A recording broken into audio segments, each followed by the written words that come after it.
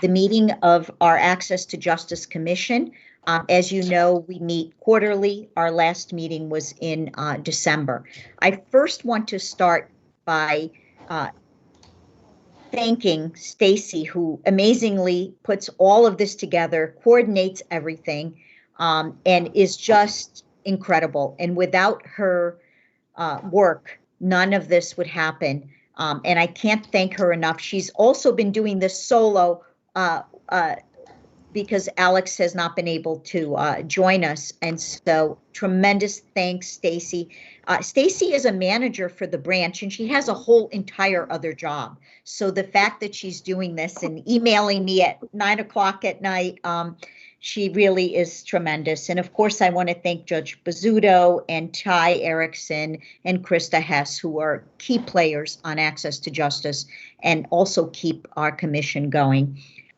So you all have our agenda. Before we do introductions, have everyone just quickly introduce themselves. I do have a couple of opening remarks. In addition to thanking all of you for attending, I do want to welcome some new members. We re-welcome Dean Jennifer Brown, who is now the Dean of Quinnipiac Law School, and she has taken over for Dean Brad Saxton, who was in the role of, the dean of the law school in the prior year. So she's been with us all along, but officially is back on as the representative for Quinnipiac Law School. I also want to welcome Dean Ebony Nelson of UConn Law School, who is the new dean for the law school. We had a wonderful meeting with Dean Nelson to try to get her up to speed with what the commission is doing, and we welcome her officially as well. And the third newest member of our commission is attorney Ava Jacobson, who is the executive director of the Connecticut Community Law Center, also known as our incubator program affiliated with UConn Law School. And I know she's attended previous meetings, but I welcome her as the new executive director of that incubator officially as a member. She did, all of the three individuals received letters from the Deputy Chief Court Administrator officially welcoming them to the commission. I also want to take a moment to thank two members who have left the commission who were instrumental and really committed to the cause of access to justice and have spent years on the commission, and I want to thank them. Dean Tim Fisher, the outgoing dean of UConn Law School. I know Judge Bizzuto emailed him, and I did as well, and I want to thank him for all of his work on the commission.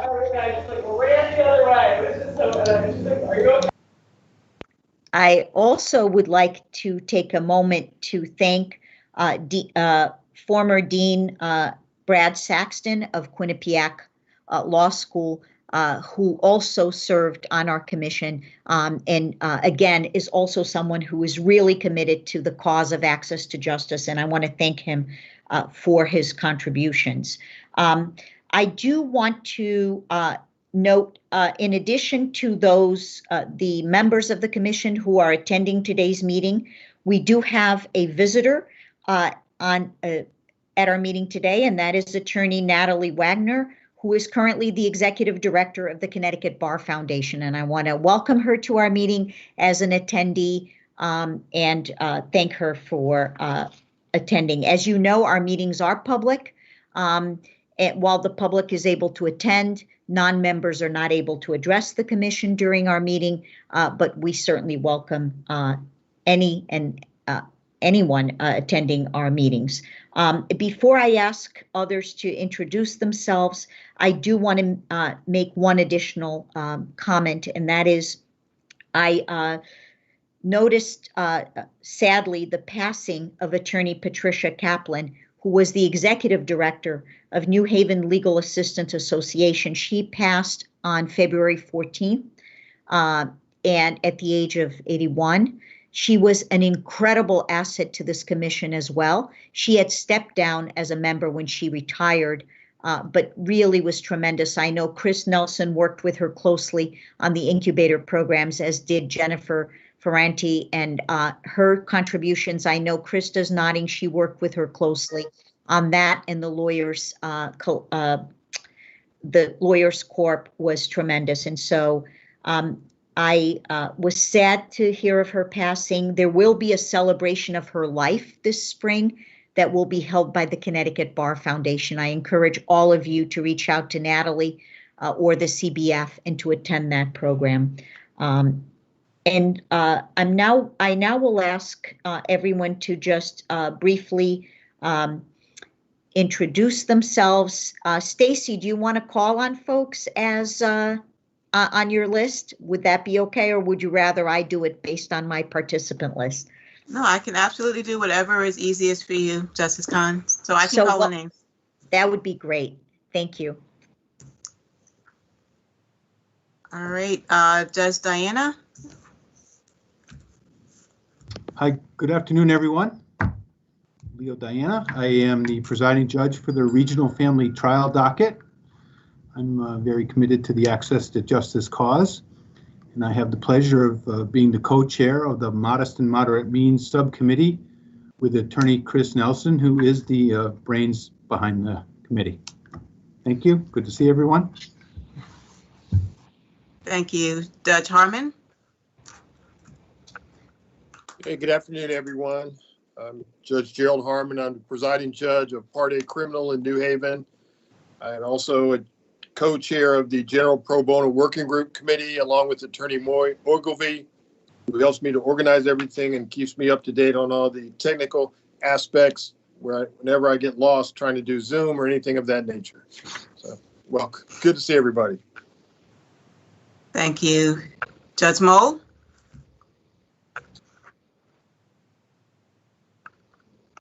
All right, good afternoon, everyone. I was just turning on my mic and audio, and good to see everyone. I'm Judge Moll. I'm a judge on the appellate court, and I think I'm officially the chair of the appellate pro bono working group, but the reality is that Jay Sexton keeps us moving along, so I can't really take credit, but it's good to see everyone. I hope everyone's doing well. Thank you. Dean Brown. Hello, everyone. I'm Jennifer Brown, and I am the dean at Quinnipiac Law School. Thank you. Dean Nelson. Hi, everybody. I'm Ebony Nelson, dean at the University of Connecticut School of Law. I'm honored to be able to join this great commission. I look forward to the work. Thank you. Thank you. Dean DiMiola. Hi, everyone. It's good to see you all. I'm Karen DiMiola. I am the Assistant Dean for Finance Administration and Enrollment at UConn Law School. Thank you. Attorney Erickson. I'm sorry, I thought I would be prepared with my mic on. So I'm Ty Erickson, and I work in the Chief Court Administrator's office, and I'm on the libraries work group. And I'm pretty sure the video conferencing one, and I apologize because I'm not sure if I'm getting that straight, but it's been a while. So nice to see everybody. Thank you. Thank you. Attorney Ferrante. Hi, everyone. I'm Jennifer Ferrante. I'm the director of the Justice Legal Center, the incubator program in Bridgeport, and I also serve as a staff attorney there. I am on the Modest Means and Pro Bono working groups. Thank you. Attorney Fregoso. Good afternoon, everybody. I'm Patricia Cruz Fregoso. I am a trial lawyer at Ventura Law in Danbury. I'm on the Modest and Moderate Means work group and also the libraries work group. Thank you. Ms. Hess. Hi, everyone. I'm Krista Hess. I'm the Director of Court Operations. I am one of the tri-chairs, I think, of the Libraries and Access to Justice Working Group with Jeff Dowd and Dawn Laval. And I'm also one of the co-chairs of the Video Conferencing and Access to Justice Working Group with Lucio DeLuca. So nice to be here and nice to see all of you. Thank you. Attorney Jacobson. Hi, I'm Eva Jacobson, the director of the Connecticut Community Law Center at UConn School of Law, and I'm looking forward to officially being a part of this commission. So thank you for inviting me and letting me be part of it. Thank you. Welcome. Ms. Laval. Good afternoon. I'm Dawn Laval. I'm Director Division of Library Development for the Connecticut State Library, and I'm honored to serve with Krista and Jeff on the Working Group of Public Libraries. I oversee statewide services to all academic, school, public, and special libraries in the state. Thank you. Attorney Nelson. Thank you. Chris Nelson. I'm a attorney in New Haven, Connecticut. I am the co-chair with Judge Diana for the Modest and Moderate Means Working Group. Despite what he says, I refuse to accept the mantle as brains of the operation, because that would mean that the working group was in a sad state of affairs, which is not the case. I just would like to take the opportunity, as Justice Kahn mentioned, to thank Pat Kaplan in her memory. She got me involved. She was the chair of this working group, and all of its accomplishments thus far really should be credited with her. She is sorely missed. Thank you. Attorney Ogilvie. Good afternoon, everyone. My name is Moy Ogilvie. I'm attorney at McCarter and English in Hartford, and I co-chair the General Pro Bono Working Group with Judge Harmon. Good to see everyone. Thank you, Attorney Sexton.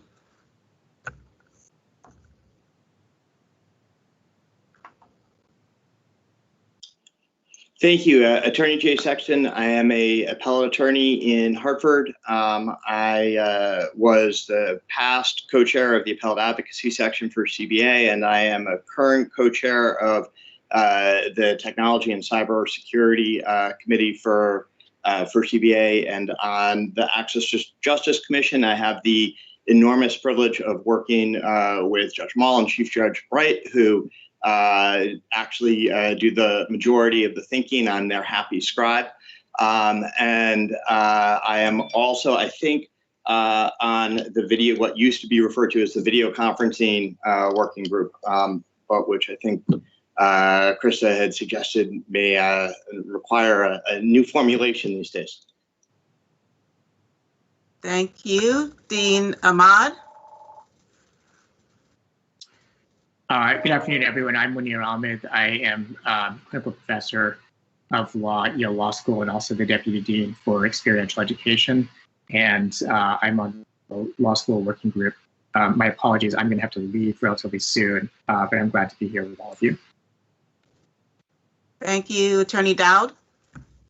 Good afternoon. My name is Jeff Dowd. I'm the last of the tri-chairs on the work group on libraries and access to justice, and I also serve as a supervising law librarian for the judicial branch. And Judge Bizzuto. Good afternoon, everyone. I'm Beth Bizzuto, and I'm the Deputy Chief Court Administrator for the branch. And I just want to thank all of the members for all of your time and commitment to this cause. It's certainly much appreciated by the branch, because all the people we serve pre-COVID, 7 million into our buildings every year, certainly benefit from your efforts. So I want to thank you. I know it's a big commitment, but thank you for that. Thank you. And I believe I may have got everyone. If I have not, please let me know. All right, Justice Kahn. Thank you. Thank you, Stacy. And again, welcome everyone, and thank you for taking time to attend our meeting today. Before we get to the actual reports of each work group, let me just ask all of you were sent the minutes, the draft minutes of our December 4th meeting, and I will ask for approval of the minutes. Let me first start. Is there a motion by someone to approve the minutes? So moved. Chris Nelson. Thank you. Second? Second. Attorney Sexton, second. Any discussion? If you have discussion, please raise your virtual hand or physically your hand if we can see you, but perhaps virtual hands. Let me do, seeing no discussion, let me then move on the motion and ask for approval of the minutes. Let me start by saying, does anyone not approve the minutes?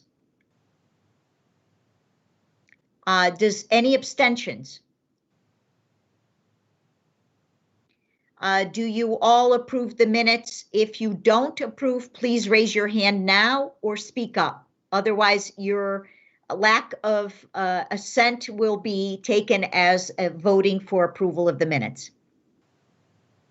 All right, the minutes are approved. Thank you so much. Moving on to item 3, which is the report of each of the work groups. I'm going to make a slight change, and that is the work group on law schools was going to report as the third group to report, but I know that Dean Brown has a very urgent meeting that she must attend, and so she reached out to Stacy, and we spoke via email last night, and we are moving the report of the work group on law schools up. So I'll ask that work group to start and perhaps ask either Dean Ahmad, if he's still with us, or Dean Brown, and then of course Dean Nelson as well. Thank you. Thank you, Justice Khan. I actually am going to start off with our report, and then the other deans can chime in. So the work group met to conduct somewhat of an orientation for me, since I was new to the group, but it was a great discussion. And we started beginning by thinking about different issues that the commission may want to consider examining in the future, for instance, such as universal representation in immigration court, or the issue of ICE enforcement in the courts. And so, we had the great suggestion by Justice Khan when I met with her, and all of the great everyone who helps with the commission, is perhaps looking to other jurisdictions, looking to other law schools in other jurisdictions to see how they engage with their access to justice commissions as we formulate ideas to bring forward to the commission. I did want to turn to the agenda with regards to lessons learned from COVID. So I will share a few of my observations, and again, invite Dean Brown and Dean Ahmed to add with their thoughts. Of course, this has been quite the challenging year as we have dealt with both the COVID pandemic, but also the pandemic dealing with racial injustice and social injustice. And so we realized that it was important to be nimble and responsive to conditions, while of course prioritizing health and safety. It was very important to have clear and transparent communication, which is very important, but also challenging, because we know that we're constantly pivoting, and control is often beyond our control with regards to state or university level guidance. So we were trying to be sure that we're managing expectations the best that we could. That's also, again, difficult for similar reasons. We realized that remote learning and working and the use of technology can definitely help to increase access to legal education and services in the future, one of perhaps a silver lining from COVID. But we know that there are still challenges and disparities. We know that those that don't have access to such technology, and those that may be disabled and homebound do not always have access to that internet and to computers and things of that nature to be able to have that access to justice. And so that's definitely something to be thinking about when we consider more remote means of accessing legal services. We know that COVID exposed and exacerbated systemic disparities related to race, income, gender, health, access to technology, which we saw play out with our students, our staff, and our faculty. We experienced disparate impacts of the pandemic on our communities, on our students of color and their families, regardless of their socioeconomic status. And of course, the national discourse on systemic issues related to racial and social injustice that added to the stresses, to the diversity tax that many in our community, particularly our law students of color, were experiencing. We realized that the student health, student mental health is a major challenge for us at the law schools, and we need to have a more well-resourced structure than we presently have. We're fortunate at UConn to have 2 counselors on staff, but even they have been overwhelmed, as one can imagine, as the students have dealt with these issues. And so looking at that, providing those type of mental health resources post-COVID is definitely a lesson that we've learned.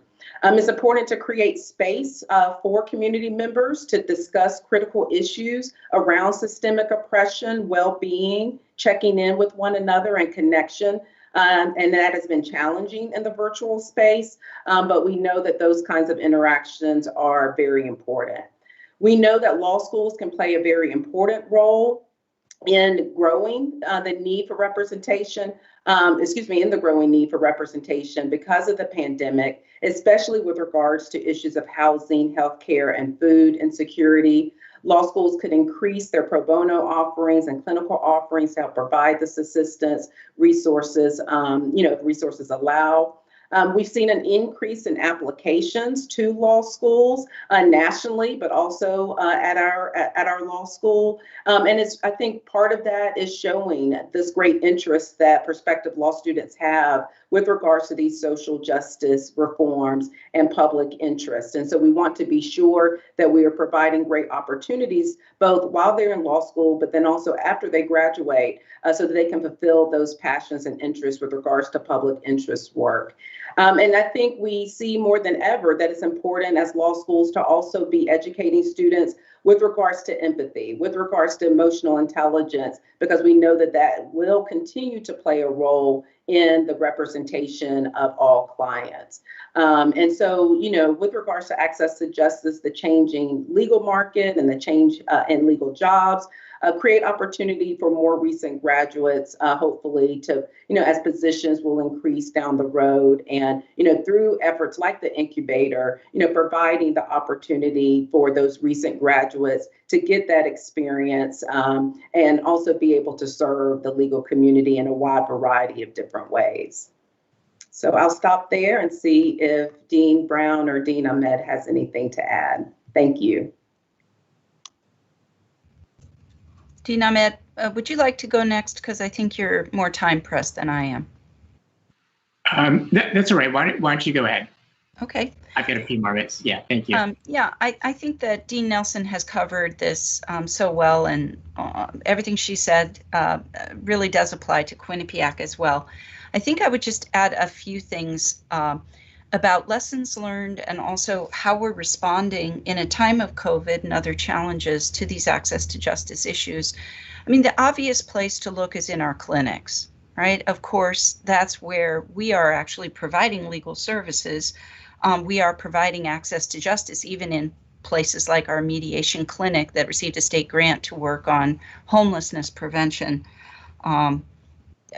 But I think it would be a mistake to look only to the clinics, because when I see the work that even our competition teams are doing, that are giving our students an opportunity to practice appellate argument, trial practice, and dispute resolution techniques, whether it's negotiation or representation of clients in mediation. And they're doing those competitions this year all virtually.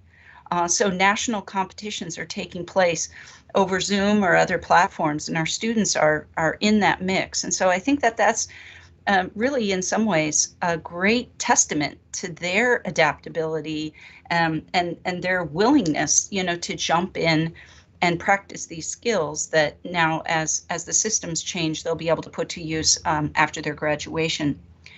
We also see our teachers taking up these challenges. I think about my colleague, Neil Feigenson, who teaches a course called Visual Persuasion and the Law, where this year he has made the problem focus completely on equal access to justice during a pandemic, and working with the students specifically on their skills around visual persuasion in this new environment and with these new challenges.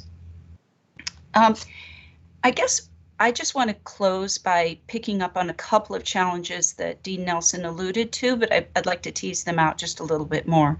I think the mental health challenge is real, and I am sobered and a little concerned that part of the mental health challenge may be not only the pandemic or, you know, the greater attention to racial injustice, though those clearly are, you know, wake-up calls and have been a source of considerable stress for our students, but also it's the remote function itself.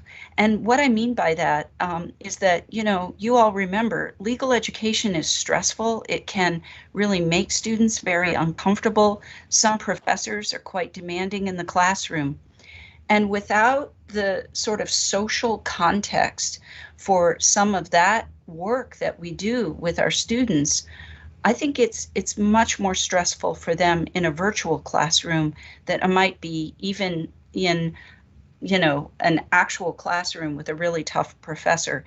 So I don't think we have a clear solution to that. And I think it might be interesting to tease out if this is true for students in these scary environments, how might it also be true for litigants, even if they are able to access a courtroom virtually? How do we create that social context for what may be really difficult interactions? And I don't have a good answer to it, but I see the problem in the context of legal education. And then the last thing I want to say is that, you know, so much of the work that we do on experiential education happens with help of our partners, whether it's partners in the judicial branch or in other government agencies or in private organizations. And as our external partners have been challenged, so too our experiential education has been challenged. And so it makes us especially grateful for those partners that have been able to accept our externs and work with them these tough semesters. And, you know, we're really optimistic that some of those externship sites that we've relied upon so our students can see the work of defenders and prosecutors and judges will be able to accept our students back again, because that's such an important part of legal education. It's what enables them to go out and to be able to contribute to these efforts after graduation. So I just want to sort of mark that as a challenge this year and really a hope that we'll turn that around soon. And with that, I'd bring my remarks to a close.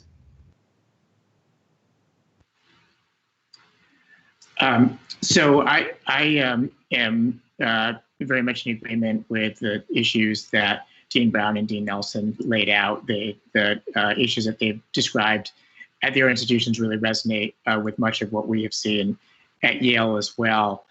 I wanted to highlight a couple of things that Dean Nelson put out as possibilities for our working group and the commission more broadly to look at going forward, and to talk a little bit about some ideas for how our working group could be helpful to the commission in helping to set a forward-looking agenda. But I'm going to start by just sharing a few of our reflections on lessons learned from COVID, talking a little bit about some of the work that we've been doing, principally in our clinics, but not exclusively, and some of the ways that our thinking is being shaped as we look toward, hopefully, fingers crossed, a post-COVID practice and learning environment. So just in terms of a brief overview, there are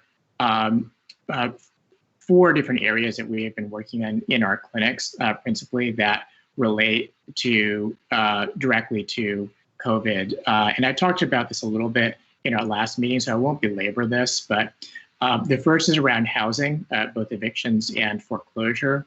The second is around incarceration, and in particular, seeking to obtain the release of incarcerated individuals because of the threat of COVID and serious illness from COVID for people in congregate settings.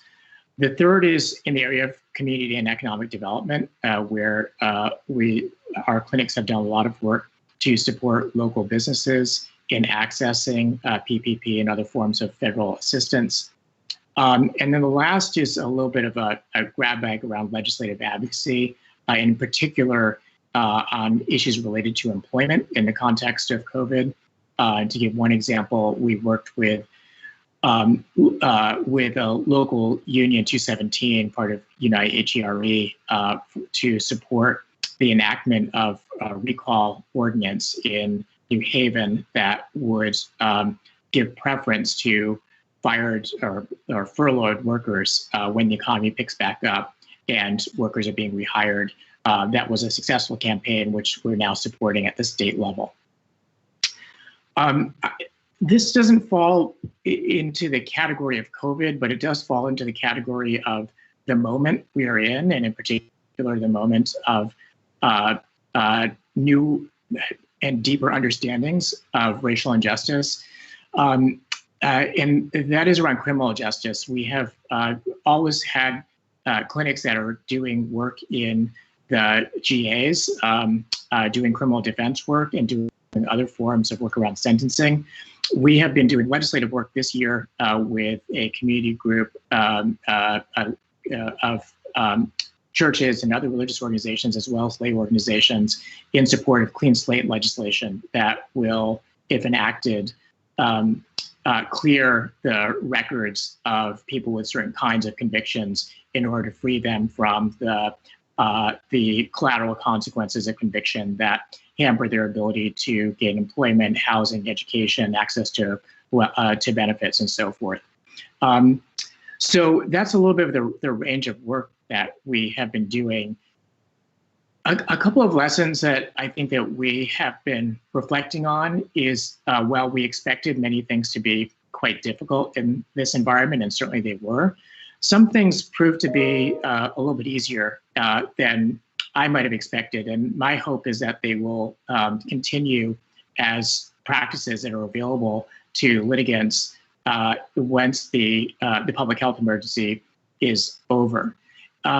So to give a couple of examples, depositions, there was an enormous amount of resistance to taking depositions by video right when the pandemic began. Many of us were unfamiliar with it. Many of us thought that the trade-offs of doing them by video were too high, the technology couldn't support it, and so forth.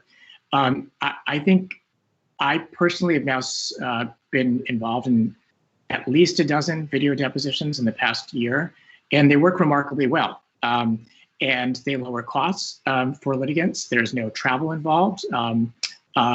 You don't have to hire a videographer and pay for that because you can press the record button on Zoom. There are a number of actually built-in advantages that I would not have expected. And I'll say from a teaching perspective, in many ways, it works at least as well, if not better, to do this by video as opposed to doing it in person. Now, the ability to do depositions by video has always existed, so I think it's more of a kind of cultural norm, but I hope that that's one that will persist after the emergency conditions lift. Second and related is court hearings. I think there is, of course, a lot to be gained by being in person for court hearings. On the other hand, oftentimes we would spend half a day involved in travel and waiting, frankly, for a 15-minute hearing. And so I hope that one thing that the courts will be thinking about is what is an effective continued use of video conferencing for certain types of hearings going forward. I think it can create efficiencies. It relieves pressure on litigants, and it relieves pressure on clients as well. So I hope that in the same way that telemedicine was something that seemed prohibitive before the crisis began, and now seems kind of asked why didn't we always do this? I hope that there'll be a similar kind of retention of that practice going forward. The last thing I want to mention is in the vein of agenda setting for this group, and I think our committee our working group is committed to trying to, as Dean Nelson mentioned, look at what other law schools and other jurisdictions have done in collaboration with access to justice commissions to see if there are ideas or better practices that we can borrow from there and bring to Connecticut. But there are ideas, I think, that are essentially ongoing campaigns that are ongoing in Connecticut now, where I think this group could be useful. Dean Nelson mentioned two, and I just want to give them a little bit, I want to flesh them out just a little bit more.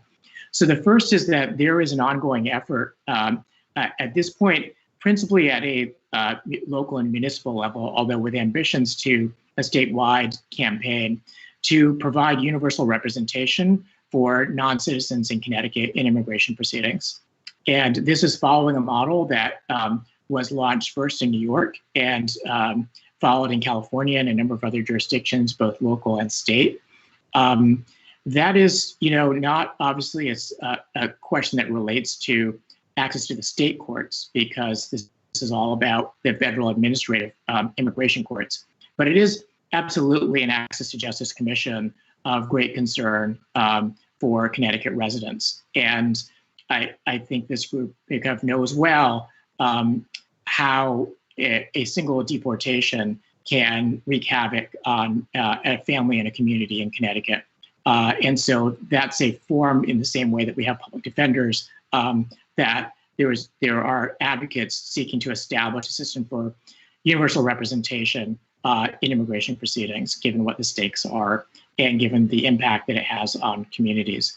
I could imagine this group playing a productive role in support of that.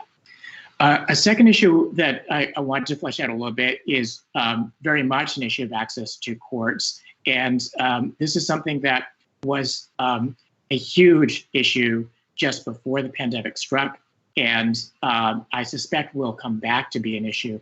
And that is immigration enforcement at state courthouses, which was quite prevalent. The Chief Justice of the Supreme Court had written a letter to ICE about this, but it continued to be a problem, and it's, in my estimation, likely to be a problem even under this new administration, new federal administration.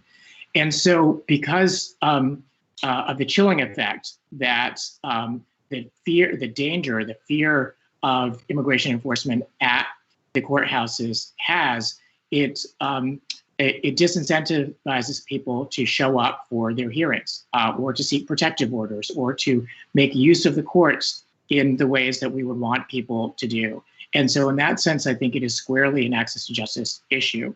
I'll say that there have been concerns in some courts about the role of the marshals in facilitating ICE's access to the courts. And that is an issue that relates to the state courts, and of course is a part of the what I would kind of consider the context for this access to justice issue. So this is all to say that I think that there are some concrete and hard, potentially long-term access to justice issues that are ongoing in the state, where this commission could have a very productive and influential role. And our working group would be happy to try to explore and develop these ideas further and bring proposals to the group as a whole.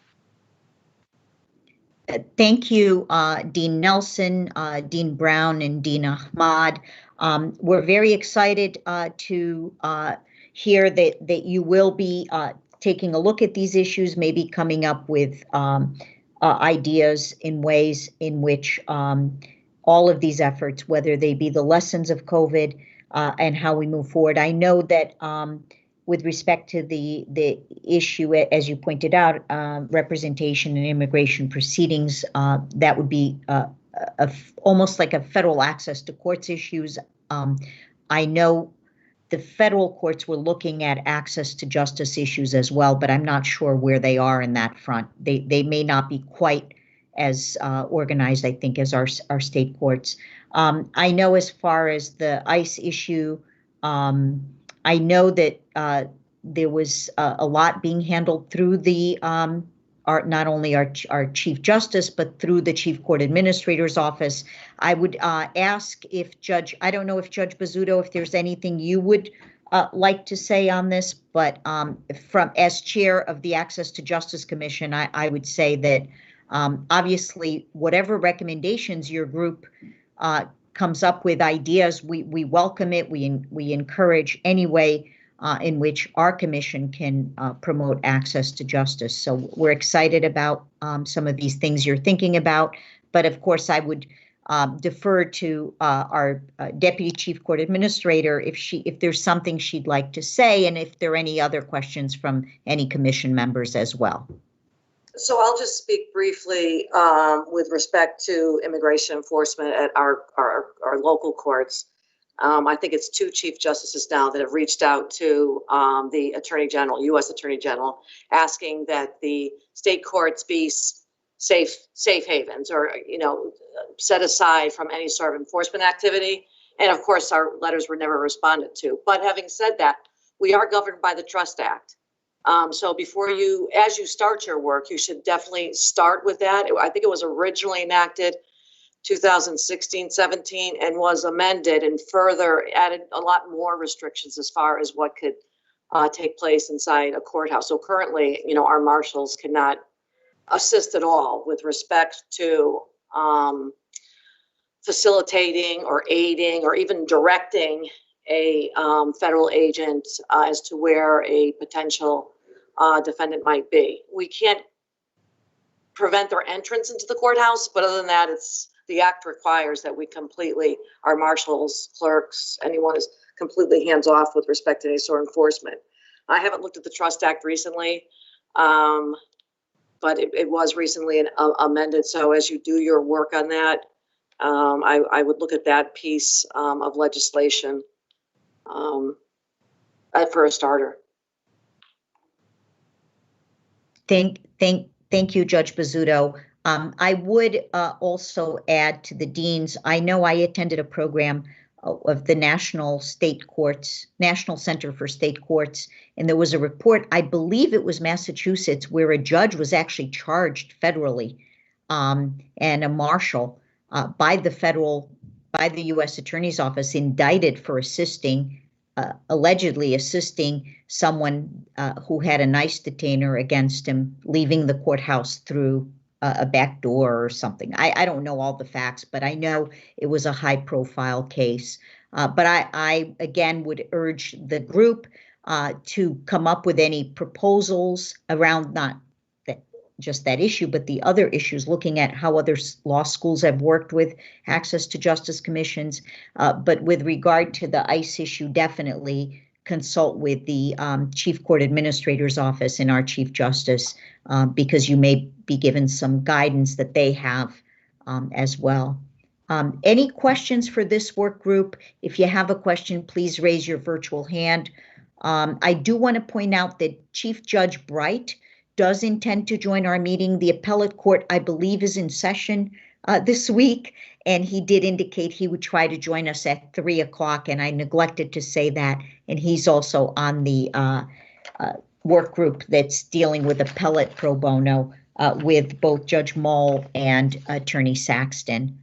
Seeing no virtual hands on my end, I would turn to the next work group and thank our deans. We're very excited about the energy and the efforts you're going to undertake. I would turn to Attorney Jeff Dowd, who will report on the work group on libraries and access to justice.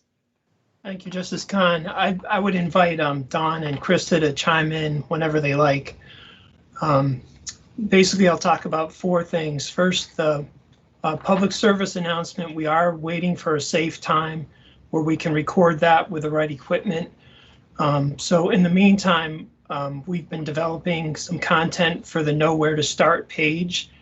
And we hope to have a meeting of the work group later in April, where we'll discuss creating a poster and brochure to advertise the partnership with public libraries.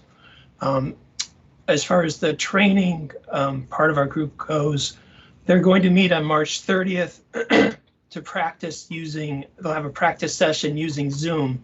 They were able to get a license for Zoom, and as you probably know, most of the public librarians, that's their way of learning, is through Zoom rather than Teams. So they're hoping, if the practice session goes well, that they'll be able to offer the hands-on legal reference class sometime in late April or early May, with 9 slots for attendees to begin with, and then hopefully adding more slots for future programs. As far as the legal corner goes, we've been upgrading the Representing Yourself page, adding links to different legal resources from the work group. And we'll be sending that eventually to Contact, which is a listserv, so it can be sent to the public librarians as a possible desktop shortcut on their public computers. I'm hoping to incorporate some new, some of the hot topics that were discussed last time into the Representing Yourself page, and that will be talked about at the meeting as well. And the last thing is the Speakers Bureau. We developed an employee Speakers Bureau page for anyone that needs it, but principally public librarians if they want to hear what the law libraries do, what the court service centers do, or other employees. And Mary Ann Rod was instrumental in coming up with a brochure on that, JDP ES 347. And that's been, a link is now on the Speakers Bureau page, so it's easy to find.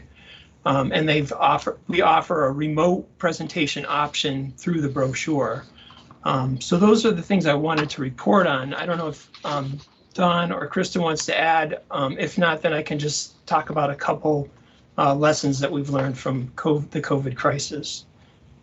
Nope, I'm all set. Thank you. Okay. So I think Dean Nelson set out most of what it's common themes really with the lessons we've learned. One is, while we're waiting for a safe time to record the PSA, I think grabbing control of the things that we can do is an empowering thing, and that's what we've tried to do by upgrading the web pages and the resources. And the second thing would be communication is key, which Dean Nelson mentioned. We have had some frustrated self-represented litigants when they call and they can't get in touch with a person. They come to us through the email services, and I sense some frustration from them. Sometimes it's tricky to communicate with someone that is at a remote distance while you yourself are also working remotely. We found that with attorneys, especially, who just want access to the books. We can send them a couple pages from the books within copyright and license restrictions, but that's not the same as being able to open up the whole book and see it. I think the last thing is just the reliance on technology. We've learned that when working remotely, we have to learn to adapt and be flexible, because another lesson is technology can fail. And weak connections, cameras not working, mics not working, crashes, all that stuff you just have to get used to living with. So that's all I have. Thank you, Attorney Dowd. Attorney Krista Hess or Dawn Laval, anything you would like to add as co-chairs? No, I think Jeff covered it all. He did a great job. I don't have anything to add. Thank you. Awesome. And Dawn, same for you. Justice Kahn, I would just like to add one lessons learned. And lessons learned, and I think a lot of it has been alluded to with the clinics, that in times of crisis, this pandemic going on for a year, our services at the court centers, at the clinics, and at the public libraries are needed more than ever now. And it's been incredibly important that we've been available throughout this time, because we're just dealing with a lot of the issues, mental health issues, access issues, and especially legal issues for our patrons who are encountering very serious situations. So our services are important all the time, but in times like this, they're critical. I couldn't agree more, and I want to first thank the three of you in your work group. I can tell folks on the commission, and I know you know from prior meetings, the work of this work group is tremendous. I mean, you are really frontline. The libraries are often places folks will turn to when they have legal issues and they're not even aware they have legal issues. So I'm super excited about the Legal Corners efforts. I know that they were delayed because of COVID, as well as the public announcements that go with them. But I ask other work groups on the commission to look closely at what this work group does, because I think you'll find with a lot of the efforts that you undertake, having a partnership and knowing what the ATJC and libraries are doing, this could be a great resource for you to make your services known, your initiatives known, particularly when the Legal Corners get started. And so I encourage other work groups on the commission to read the reports. I know we had 2 reports from your work group, one a general one, and then one I know that Attorney Dowd prepared. And I just want to thank you for all the work that you do, because you really are frontline, and we do rely on the libraries and our court service centers. And this partnership has been tremendous, and I want to thank you. Any questions for this work group from our commission members? Raise a virtual hand if you do. Not seeing any. Again, I just want to thank this work group, and again encourage you to continue this wonderful work. Hopefully, with COVID restrictions being lifted, we can proceed with the Legal Corners. So thank you to all 3 of you in your group. The next work group is the Modest and Moderate Means and Access to Justice work group, and I believe that Attorney Chris Nelson and perhaps Judge Diana will report on that. They are the co-chairs of that work group. Thank you, Your Honor. Yes, and if it's okay with you, Judge Diana, I'll start, but certainly feel free to interrupt me or jump in. And we are fortunate a lot of the members of the working group are on the call today. So to the extent there are questions, I'm sure any of us would be happy to answer. We had some challenges meeting throughout this past year, particularly the past couple months, but we did meet in February, and we tried to focus that meeting on the lessons we've learned here, as some of the other working groups have discussed, what we can take out of the changes in the practice of law and the administration of justice to improve efficiencies and hopefully be able to help those in moderate and modest means classes. And much like Dean Ahmed mentioned, the ability to work remotely has really been surprisingly successful. Not uniformly successful, however. I think, as some of our previous reports, may have indicated, there certainly were struggles and continue to be, admittedly.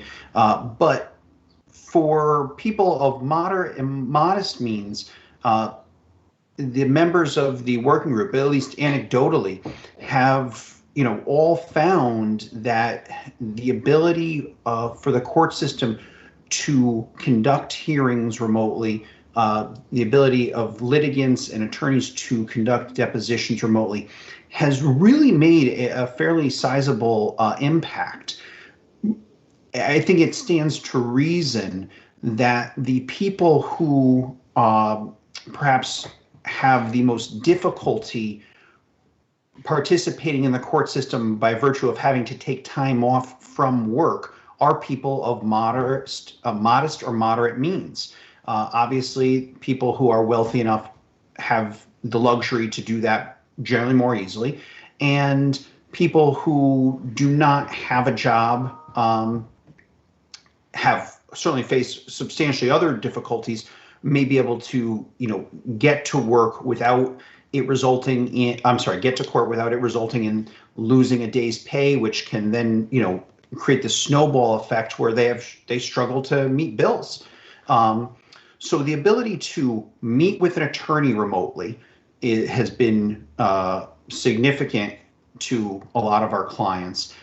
A lot of times, a remote meeting before consisted of a telephone call, which certainly is not the end of the world by any means, but the video experience, the ability to share documents, even as limited as it may be, but to do it, without having to leave work while you do it, on your lunch break, or, without having to drive for a half hour to meet with somebody, has been beneficial. Likewise, as Dean Ahmed said, depositions, now, again, it does not have to take over a person's entire day or week. And court hearings, likewise, people can attend, court and get on with their day. And this can be particularly useful for, short court hearings. Obviously, trials are another thing entirely, but there are a lot of clients and a lot of people who would take off, time to attend a foreclosure short calendar where they would sit in court for hours potentially to have a 5-minute hearing. And hopefully these type of things, we can, change some of the procedures from the court going forward, and that would be beneficial to those people. It would also be beneficial from a perspective of cost of attorneys, the cost of legal representation, which is a big component of the modest and moderate means work group.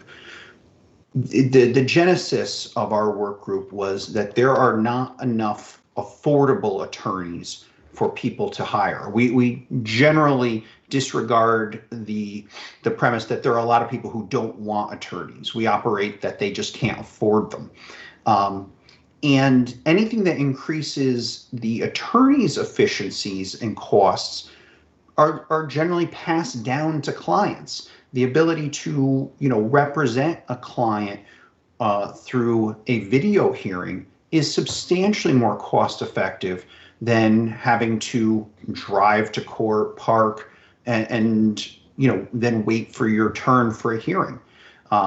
So we believe that a further exploration from the branch is absolutely vital in what we can keep as far as virtual hearings going forward, completely understanding that there has to be some balance and something is lost when you're not there in person. From a philosophical perspective, and I promise not to dwell very long on this, I think one of the fundamental things this commission has to ask itself is what is, better access to justice? That is, being there in person, being face to face with a judge and other litigants, other attorneys. There is something superior about that. I've made deals in hallways, shaking someone's hand back when we can do that. That is a powerful thing, and it does help resolve disputes. So, we don't want to get away from that entirely, but it is also something where there's a cost, a hidden cost associated with all of that time. And while having in-person hearings, can be beneficial, and, I think there was a time when, short calendar was just everybody crowded in, courts all day. The problem with that is that the cost created by it makes it almost impossible for a large portion of the population to afford legal representation. And so perhaps better access to justice really can mean more or evenly spread access to justice, even if it does not have the same level of quality. And finding that balance is really paramount to the working group, and I submit to the commission. My last thing, and I promise this will be it because I know I've talked too much already. These cost savings seem particularly important to litigants who are in the areas that we've had the most trouble finding, where people could not get attorneys. Family law, foreclosures, housing court, although both housing court and foreclosures, there has not been a ton going on. These are the areas where attorneys bill hourly. Areas like PI and things like that, it has not been much of a problem where we have this overwhelming amount of people who are self-represented and don't want to be. So I think to the extent that the court system and the branch tries to, focus its efforts going forward post-pandemic to leverage remote access to justice, I think these areas, and our committee believes these areas are the areas that it may make the most sense to focus on, at least at the outset.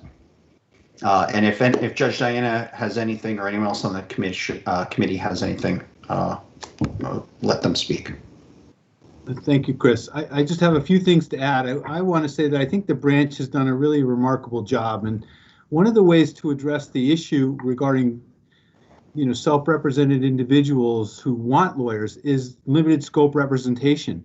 And I just think that has to be promoted more and really sold to the lawyers more, because I do believe that, that'll get people represented on the issues that matter to them. It's much more affordable if you can file a limited scope appearance and just address one issue. And so, that's out there.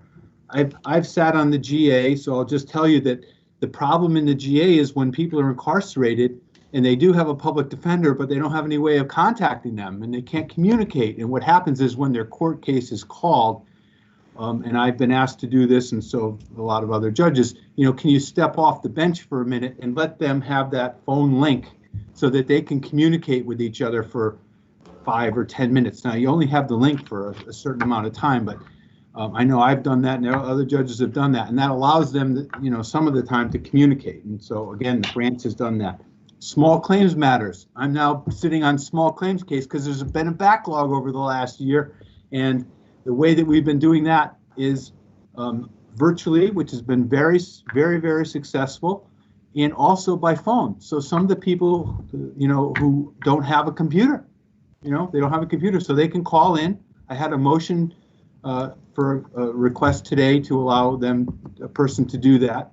And, the branch has a form on everything. If you want to do it, there's a form for it, and they get it. And the branch has been very helpful with that. I've also had these phone-ins on TROs, and so that's how other people who don't have the ability to get to court can do it, and that's happened.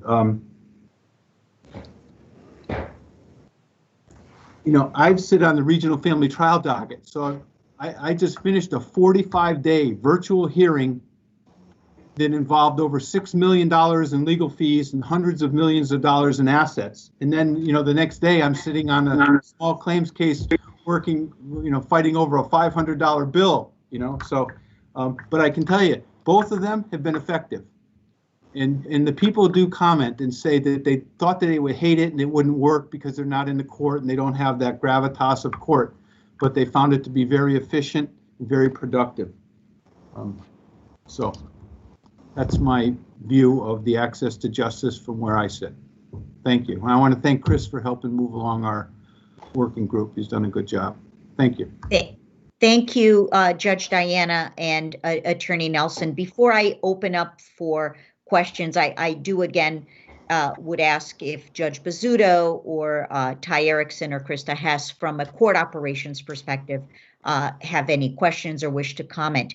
The one thing I would suggest, since your group is a modest means work group and you have lawyers that work on various cases, types of cases, whether they be family or whether they are personal injury, civil type cases, or whether they are other types of cases. it may be that your work group could come together and provide some guidance in terms of suggestions or recommendations to the branch in identifying the types of cases that may be more suited for virtual hearings once COVID restrictions are lifted, and where it would be efficient for litigants of modest means, where you could get more lawyers to take on LSR cases, or to ways in which we could promote LSR. We had the symposium.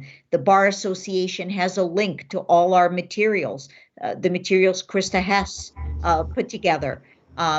We've done podcasts or short programs about it through the branch and through our external affairs division. But perhaps that would be something that your work group could put together some ideas.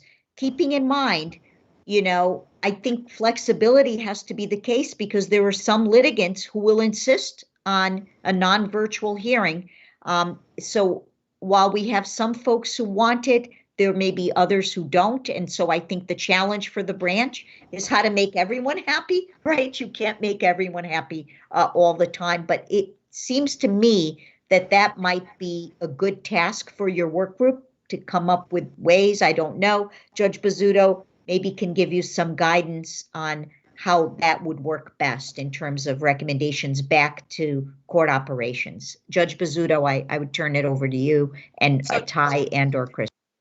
Yeah, I was just, as I was, listening to Chris and Judge Diana, we know that certainly in family court and other disciplines, every year lawyers erode from that practice. It just, there's just not enough work, not enough cases, because I think there is this perception amongst even kind of, your middle means population that it's just not affordable.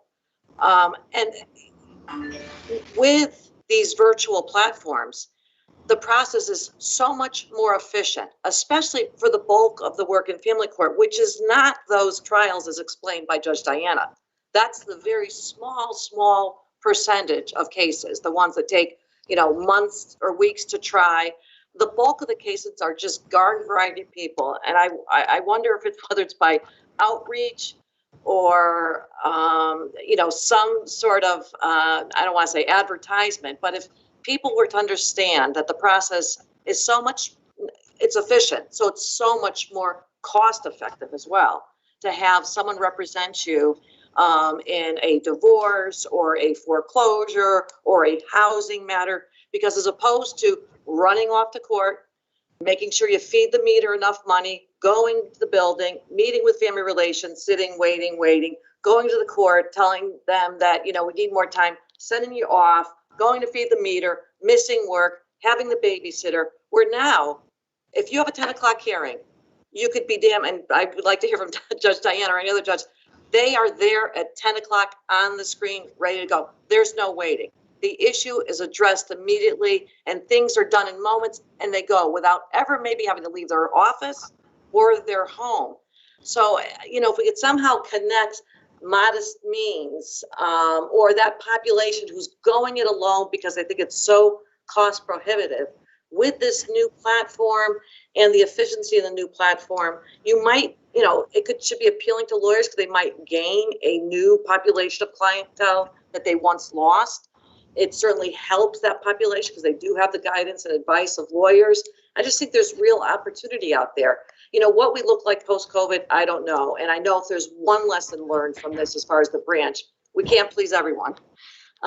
We're not going to be able to please everyone. And for as many people who say, wow, this platform is so effective, there's just as many saying, I can't stand it. I can't wait to go back in person. I think we've evolved because I know when we first launched it, there were many lawyers grumbling, saying a judge is not going to be able to pick up the nuances of having someone in person and watching them as they testify. And I think if you ask any judge, looking face to face on a screen is probably superior than looking at them sideways from a witness box. So there's lots of advantages. I think I could safely say that we're never going to do a pretrial status conference or trial management conference in person again. It just doesn't make sense to sit in your car on a highway for an hour to get to the court location for, you know, a 15-minute, 20-minute meeting with a judge, getting back in and, you know, going back to the office. There's just so much convenience and efficiency with those proceedings. You know, as far as the rest, we're certainly going to want to hear from not only this organization, but the bar at large, your ideas on our post-COVID world. It's coming. You know, and we're going to have to kind of figure out what we're going to look like once COVID has absolutely receded and we get back to, you know, what we call normal. Thank you, Judge Bizzuto. Would you agree that it would make sense for this work group, and we can talk to your work group about, you know, beyond this meeting, I'll see if anyone has questions, but it may make sense. What I heard from this discussion and from Judge Bizzuto even is it may make sense for your work group that's focused on modest means, folks of modest means, to kind of make recommendations about what types of hearings beyond pretrial and status conferences make sense to be held virtually. What would that look like? And what recommendations do you have about how we can educate lawyers and potential clients of modest means about the platform and why it makes sense, including also LSR? And so I would ask your work group to kind of, those seem like good tasks to undertake while we're still mired in COVID restrictions, to kind of plan ahead. Would you agree, Judge Bizzuto? And does that seem like something, Judge Diana, Attorney Nelson, as chairs of that work group, you could tackle, perhaps? Certainly. Absolutely. Thank you. Thank you. That will be very useful. Any questions for the work group, for this work group? Seeing no virtual hands, again, I thank you, Judge Diana, Attorney Nelson, for your great work and report. And I will turn it over to the work group on general pro bono. I believe either Judge Harmon or Attorney Ogilvie will be reporting on that. Good afternoon, everyone. In terms of the general pro bono working group, I'd like to thank all of our members who've been very diligent throughout this pandemic and the COVID time that we've been in, and done a wonderful job in terms of getting everything together and participating in the meetings that we've had. We did have a meeting back in February of the group, and we discussed the issues related to the pro bono needs and representation in light of COVID, and I'll go into that a little bit later. Attorney Ferrante reported that the state's 2 legal incubators have been very busy. She noted the collaboration among incubator groups nationwide has been much stronger during COVID. And she also noted that the incubators have received more applications from experienced attorneys compared to new attorney applicants. So I think you have a lot of attorneys who are more experienced at this time taking advantage of the incubators.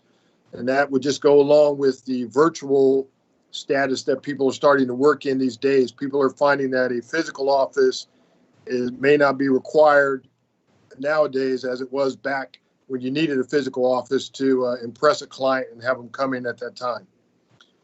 CBA representatives reported that the virtual free legal clinics in October were very successful, and they plan to hold the clinics again this spring.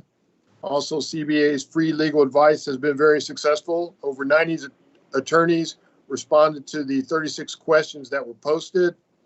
The CBA indicated that it plans to launch a pilot program to provide instruction and mentoring for attorneys interested in pro bono work, and that'll occur in Waterbury, Bridgeport, New Haven, and Hartford.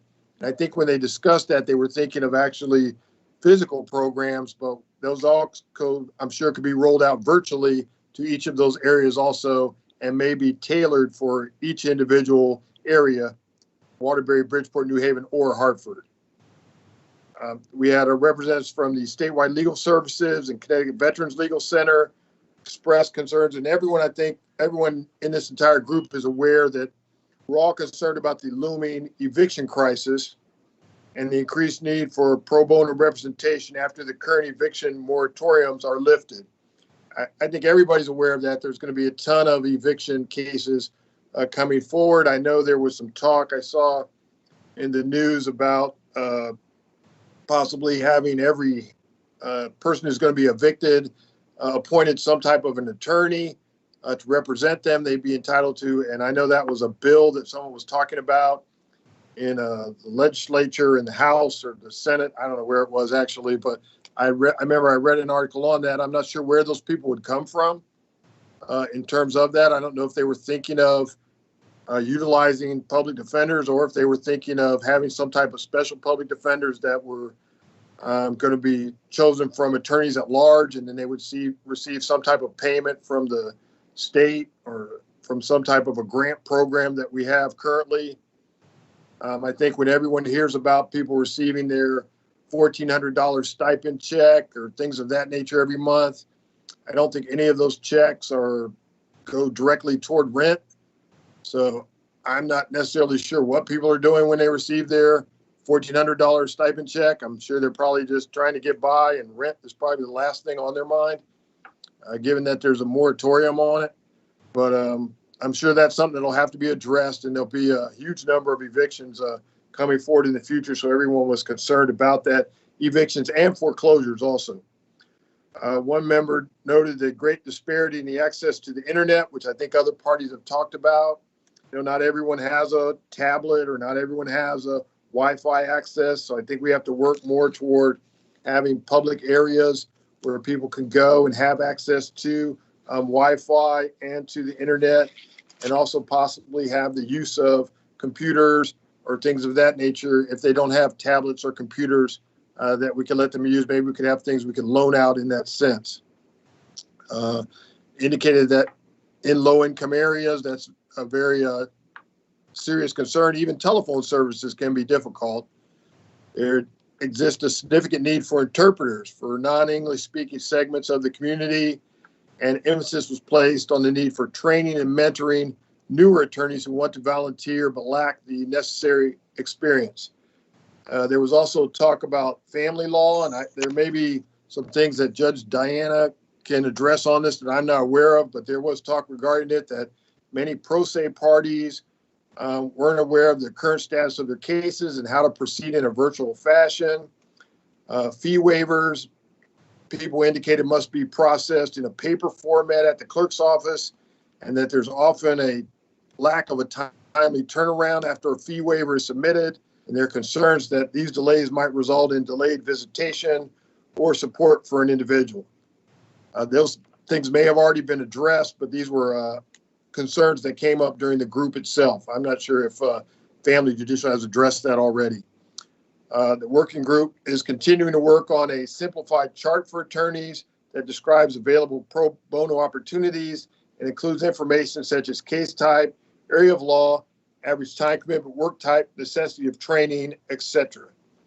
I think when we go into some of I know a lot of people have talked about all the advantages of the virtual courtrooms and the virtual hearings that we're doing at this time. I think everyone, although, needs to keep in mind that we're doing a lot of things currently via Teams and via Zooms, which is fantastic.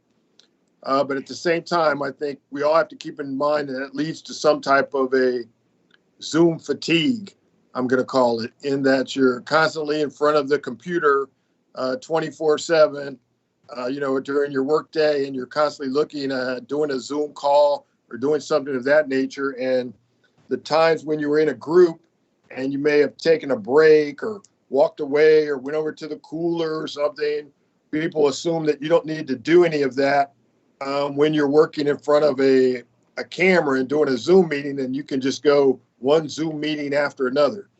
So I just encourage people to make sure that you take time to build in a little break for yourself during the Zoom meetings, because otherwise you'll find yourself just feeling too fatigued out on each of the Zoom meetings that you go into, and it makes it difficult to have good interaction with everyone. In addition to that, when we were talking about how convenient this is for the attorneys in terms of pre-trials, status conferences, things of that nature, I will say that one thing that Judicial has noticed, and I'm not sure how we're going to address this in the future, and maybe Judge Bizzuto will be able to talk about it, but not for any of the attorneys here, but some attorneys have forgotten about professionalism during a Zoom meeting. So when you see things on TV, like someone turned into a cat, or someone showed up without their shirt on, or someone's at the beach in their swimsuit while they're doing their pretrial conference. Those things have happened. Okay, we just didn't bother to put them on national TV or on Zoom, or on some type of viral broadcast. So I'm just gonna say that, attorneys have to remember that you're still, even though it's a virtual courtroom, you're still in a courtroom. So the judges do expect some degree of decorum in terms of that. I mean, we can tell people and ask them what to do. We're trying to take into account also that people are under their own type of COVID stress, and they may have different things going on. So, it's not necessarily, I won't say it needs to be rigidly enforced, but I think people should just keep that in mind. I'm sure Judge Bizzuto has something more pressing on that to say than I do in terms of that, from how people are in terms of that. We've had people with bandanas over their entire face, their shirt half on. I'm like, hey, come on, it's a pretrial conference. And when we do those, everybody can see you. It's not just you and the court. Those are open invitations that everyone's able to look at. So you have to remember that that's how you're representing yourself as an attorney also. And it's important to try and be professional during those things. So I don't know if Attorney Ogilvie had anything additional. No, I don't have anything additional, Judge Harmon. Thank you for doing our report. Thank you, Judge Harmon. Thank you. I don't know if Judge Bizzuto had something she wanted to say. I am going to ask Judge Bizzuto to comment in a moment, but I wanted to ask a question so that perhaps Judge Bizzuto could entertain as well. So first, I do want to thank you, Judge Harmon and Attorney Ogilvie. I know your work group has some initiatives that were slightly put on hold because of COVID, particularly the list of sort of uniform resources around the state, I think is terrific.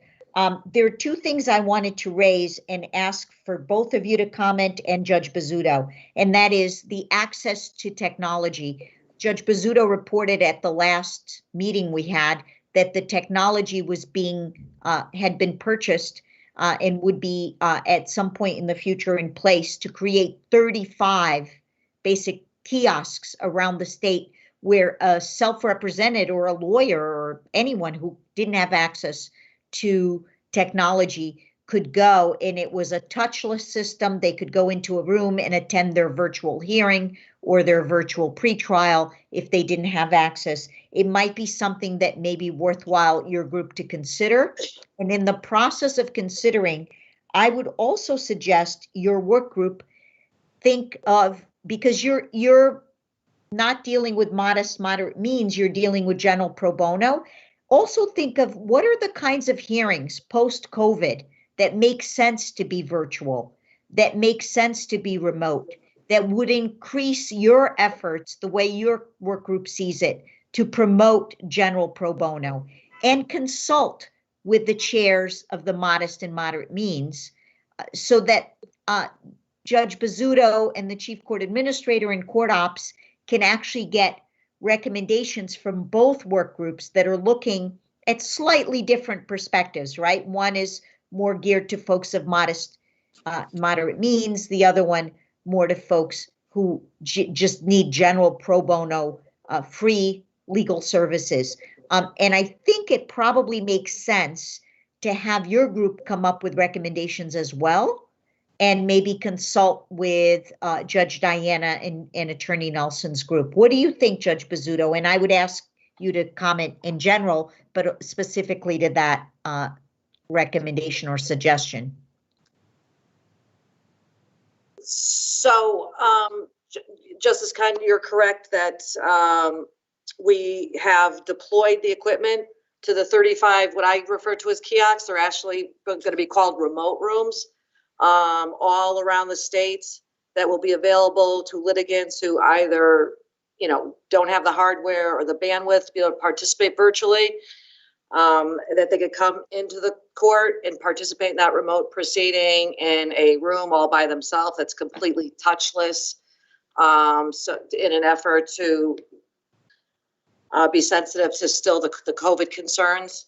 I saw some article recently where there were advocates saying, that Why are we sending people into courthouses to access remote proceedings when we're in the middle of COVID? And I think the response to that is, number one, anyone who's been in any one of our courthouses over the past 12 months will find them close to empty. They certainly aren't anywhere near the level of people who we could get during our pre-COVID time. So it's a sparsely populated courthouse to begin with. And secondly, they're in this room alone at a specially scheduled time. So the hardware is out, ready to go. We're now working on the business processes because we're gonna have to have a master schedule that, you know, one person in each court location will be tasked with, and anyone can go onto that schedule, look up to see if the room is available, plug a person in for utilization of that room at a particular time. I would think, and I'll leave it to Krista or Ty as to when they'll be operational. I would think it's coming, fairly soon. I encourage the bar to come back with ideas to how they see these processes post-COVID. And I'll point out to Jay Sexton again, it was his idea to use e-services for the electronic exhibits, that whole process that our IT guys put together. There are really good ideas that percolate up from the bar, and we want to hear those. We're probably never going to be able to all agree on everything. I know that's not going to happen, but you guys are a great source, and this committee, for ideas as to how a branch is going to look post-COVID.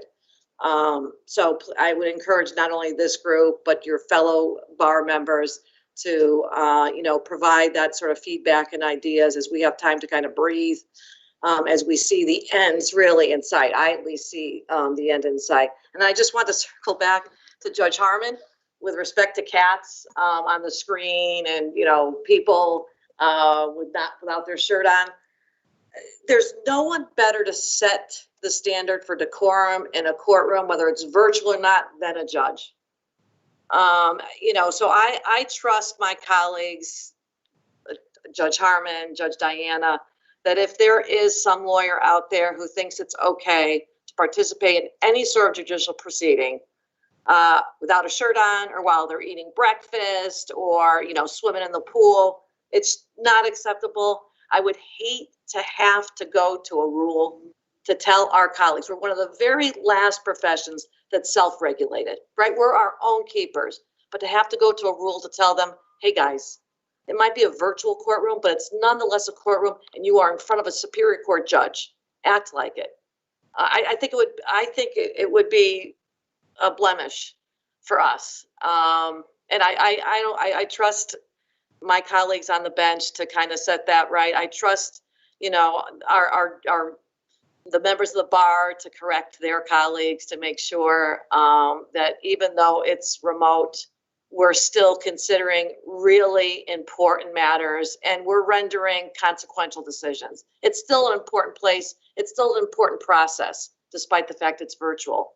So I would hope that the bench and the bar could shore up any sort of anyone who's misbehaving. I can't imagine there's a lot, but I may be wrong. We all saw the kitty on the screen, and we've seen, some other videos too that are disheartening. But I hope it's not. I hope it's not pervasive. Let me know if it is, and I hope we don't have to go to a rule in order to correct that behavior. So that's my 2 cents. Thanks for letting me chirp in. Thank you. Thank you, Judge Bizzuto. Let me ask whether the co-chairs either wish to respond, or are there any questions for this work group presentation? Seeing no virtual hands, anything you wish to say, Judge Harmon or Attorney Ogilvie? No, I appreciate Judge Bizzuto's comments, and I think she's right. We do need to work toward self-monitoring that, and telling people, hey, I haven't had to tell anyone, hey, put your shirt on yet, but I wouldn't have a problem doing that. No, that's a good point, and reminding them that everything is also being live streamed and recorded on YouTube, including, for example, today's meeting, which makes, that's a part of access, right? Now that you can access court proceedings, attend them you know, by watching them on YouTube is also, to me, access, right, in terms of access to individuals who may be interested in all our proceedings. So I thank Judge Harmon and Attorney Ogilvie. If you will work on those recommendations with the other group, I think that would be very helpful. And you come from the perspective of the front lines, whether it's family, civil, criminal, and so you will bring a wealth of information, I think, that will be helpful as we move forward post-COVID. I will now ask our appellate pro bono group. I know Attorney Saxton discussed with Judge Moll, and I believe he's reporting, but I turn it over to Attorney Saxton, to Judge Moll, and if Judge Bright has joined us, to him as well. Thank you, Justice Kahn. I'm going to, I think I'm going to give sort of the report of the committee, but do so fully cognizant, as I am from my appellate training, that both Chief Judge Bright and or Judge Moll will happily interrupt me at any time if I, misstate anything. With that, we did have a meeting recently, and we focused on two different areas. First, the lessons learned from COVID, and then additionally, we discussed the appellate pro bono low bono plan that we're developing, and put some additional meat on those bones. So I think I'll start with the lessons learned from COVID. The first one is that, and this resonates with what we've heard from other groups this morning, or this afternoon rather, is that oral argument via video conference is in fact effective. And with the advent of these additional kiosks or remote rooms throughout the state, we think it probably makes sense to make sure that self-represented parties,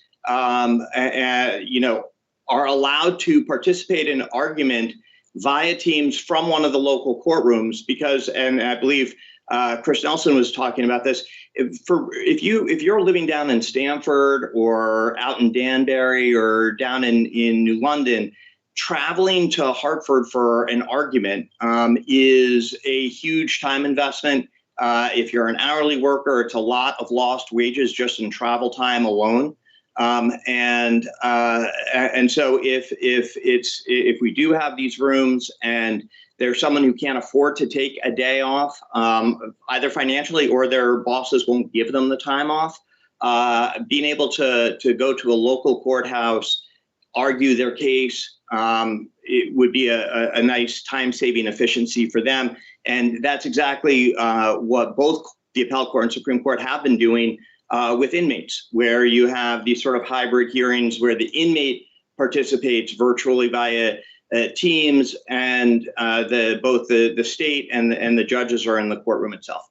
An additional area where we thought that we've learned from is that video arguments have worked for pro se litigants as well, and we definitely should be increasing awareness of these spaces so that, that unfortunately, the sort of default, if someone doesn't have the technology, is for them to participate by teleconference alone, which, as we all know, is just not as effective as the video conference and being able to see the judge roll their eyes at your comment or something like that, so that you can sort of tailor your argument on the fly. So we definitely want, I think, to really sort of advertise these spaces a little bit more. Additionally, I don't know how many people know this, but the appellate community is quickly moving towards electronic briefing. And we think that has the potential to be ultimately a cost saving for everyone, but it would be particularly helpful to low bono or pro bono. Right now, you have to make 15 copies of briefs for the appellate court. I think it's 10 for the Supreme Court. And if you're getting those printed professionally, as many do, that's a real expense, particularly in cases where you have larger appendices. So at the same time, we're also aware that developing a Word document that is compliant with all of the new formatting rules that will be required as part of e-briefing may be difficult for some. one of the questions we that we sort of pose openly would be whether or not the judicial branch might be able to prepare a template, a Microsoft Word template that you could download, just like we download forms for everything. If there were a briefing template that had all that formatting embedded, and that might help people who are less tech savvy be able to meet the new e-briefing requirements and avoid the printing costs for briefs. In addition, there's generally a sense that the Department of Correction, having moved to Teams, is a really big improvement over the Cisco equipment. As a general rule, I'm not sure if that's reflected in the trial court experience as well, but at least at the appellate court experience, Teams seems to be overall a better platform and better technology, and the ability to be able to have the DOC inmates utilizing that platform is great. And to the extent that DOC has the capacity to expand so that attorney inmate meetings can more readily be facilitated on Teams, I think that would be helpful as well. Another area where we think that there's going to be some ability to have some real savings is with having the exhibits through e-services. When you're going to do an appeal review or when you're going to create a brief, you've got to go get the copy. You've got to go copy the exhibits. And in a lot of cases, the exhibits end up getting reproduced in the appendix to your brief. But if you're assigned counsel for the state, you get to go and use the copy machines for free. For everyone else, it's $1 a page, which is astronomically above and beyond what most copy shops charge to make a copy of documents. And there's just the time commitment of having to make an appointment, go to the clerk's office, ask to, for a copy of the exhibits, et cetera. So to the extent that we can, continue to build on the types of exhibits, the different variety of file formats that would be available to be included in e-service exhibits, that would be great. And I think the top of the list there would probably be sound and video files. So whether it's a 911 call, audio tape, or whether it's security footage or something like that, if there's an ability to, as that sort of service continues to evolve to include those additional files, that would be great. Final comment from our perspective is that having appellate arguments being live streamed on YouTube is actually been very well received by inmates in particular, and I think also by clients who can't necessarily attend arguments. So unlike in the trial court experience, clients do not sit with the attorney at counsel table in the appellate court or in the Supreme Court. That doesn't mean that the clients aren't equally interested in their case. And so for inmates, they've been asking us to download and burn a copy of the YouTube argument so that they can watch it themselves and they can actually see the argument. And I imagine that the same is true for people who have hired attorneys, and whether it's business travel or anything else, they can't physically be there in the courtroom, but would love to actually watch the argument. All of the equipment that you need in the courtroom for these hybrid arguments, the video conferencing cameras and microphones and everything that are already in the courtrooms, can be used even when we're back to sort of normal in-person arguments to continue to live stream. So I think if there were a way, as we get back to in-person arguments in the courtrooms, to utilize the video conferencing equipment to continue to do live streams on YouTube, I think that would be great. And then just as that's sort of what our working group had come up with on that first part in terms of what we learned from COVID. I just want to add very quickly that from my own personal experience, in terms of some of the other areas that have been really affected by video conference, that short calendar, 100%, what we used to think of as short calendar, motions to strike, motions to dismiss, motions for summary judgment, should never go back in person. There's just massive inefficiency that way, and arguing a legal argument like that is on Teams is just as efficient, at least my perspective. And similarly, any short evidentiary hearings, the types of hearings I'm normally involved with as an appellate attorney are motions for stay or that sort of thing. Those are equally effective. So, to the extent that some of that, can continue to be utilized on Teams or whatever, I think that'd be great. Also, I think meetings like this, obviously it's great to get everyone together every now and again, but, for us to be able, it's just a lot easier to do this than for everyone to have to travel. All right. The second part of what our working group did was to put a little bit more meat on the proverbial bones for our sort of appellate pro bono, low bono program. And I just want to share some of the highlights of that with you guys quickly. So first of all, let me just start by saying that our long-term plan remains to develop a way of providing pro bono or low bono appellate representation from the start of the appellate process. We think, however, that's an overly ambitious place to start the whole program. So our jumping off point at this time is to identify cases where pro bono, low bono representation is appropriate, and then coordinate that representation to provide supplemental briefs or amicus briefs to the courts.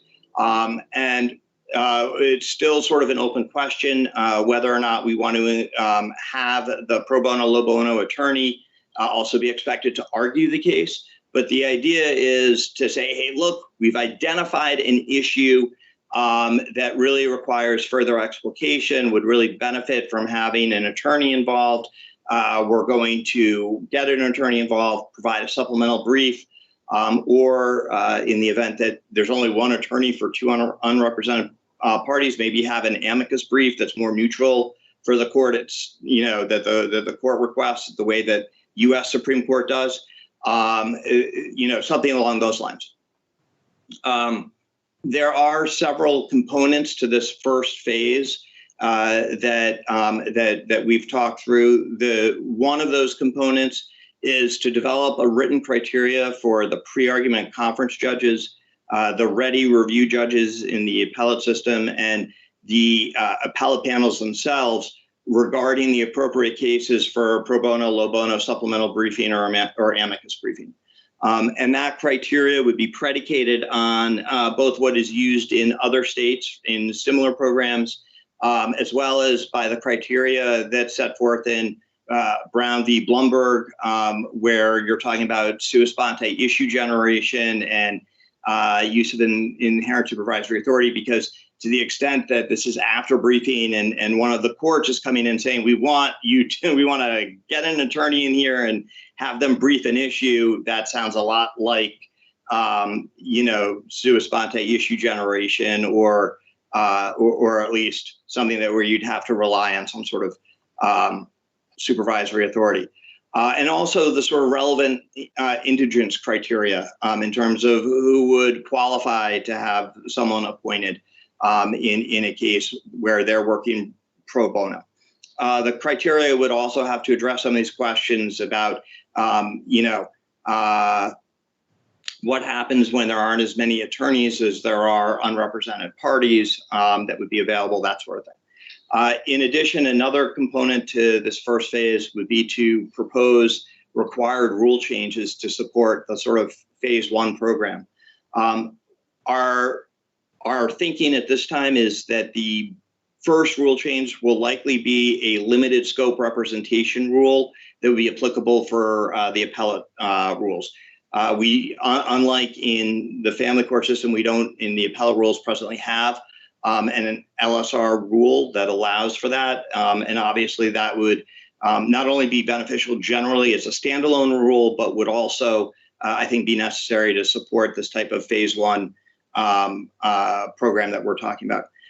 Future amendments might include revisions either to Practice Book 60-2 or 60-3, which are sort of the procedural supervisory authority rules that allow you to either suspend the rules or for the court to ask for all sorts of additional things to happen after an appeal has been taken, and in some cases even before. It may also be that we don't need any rule changes. Either way, we're gonna, if we do have proposed rule changes, we're gonna try and run them by both the appellate court, Supreme Court first to see if there's sort of internal buy-in before we suggest them here. It just it makes little sense to us to propose something to this committee when the powers that be are going to say no anyway. So another part of another component of developing this phase 1 program will be developing a program for recruiting attorneys who want to take on this type of work. So we anticipate working with the appellate advocacy section of CBA to develop a list of attorneys who might be interested. And we're also considering ways of potentially utilizing the judicial branch website to advertise when specific cases would warrant this type of intervention, the way that the Supreme Court presently does for amicus briefs, where the Supreme Court presently, if there's a case where they think amicus briefs are appropriate, they'll announce that on the website, and then you don't even have to go through the usual application process for permission to file an amicus brief. So something along those lines. Finally, we also have another component of this phase 1 would be to develop a plan for administering the Indigenous determinations. Is this something that just applies to anyone who is pro bono, regardless of whether they could afford an attorney? Is this someone who's truly indigent or someone who's low bono? Or would be in that sort of middle income where they can't really afford to spend $10,000 on an attorney, but they wouldn't literally meet indigency requirements. So we would have to figure out all that and figure out some of the resources we anticipate. Would there have to be indigency findings of fact by a trial judge? Would this be something where OCPD could be involved, since they're kind of pros at some of this already? Or is this something that could be done as a sort of internal appellate division administrative process? So those are all things that are on the table. And then once we've sort of developed the criteria, we would have to create the forms and or repurpose forms that we already use in other contexts. And then there would be the sort of staff training that would be associated with implementation.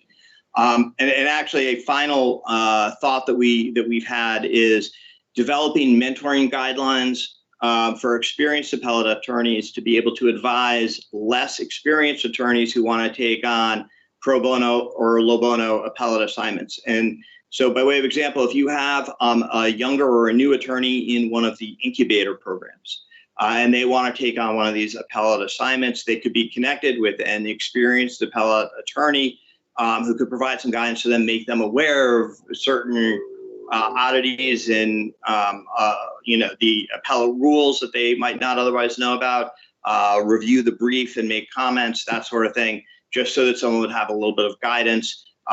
So that's sort of big picture of what we envision as sort of this sort of phase 1 appellate program. Our next steps, hopefully, that we'll have for you by our next meeting is to prioritize which of these components I just enumerated to address first, and to begin drafting some of the language for whatever the prioritized components are. So if we start off with developing the guidance that the judges would use to determine which cases are appropriate for this sort of intervention, then hopefully we'll have at least some initial drafting of that for the next time. So that's sort of where we are, both in terms of lessons learned from COVID and in terms of moving forward with a appellate pro bono low bono program.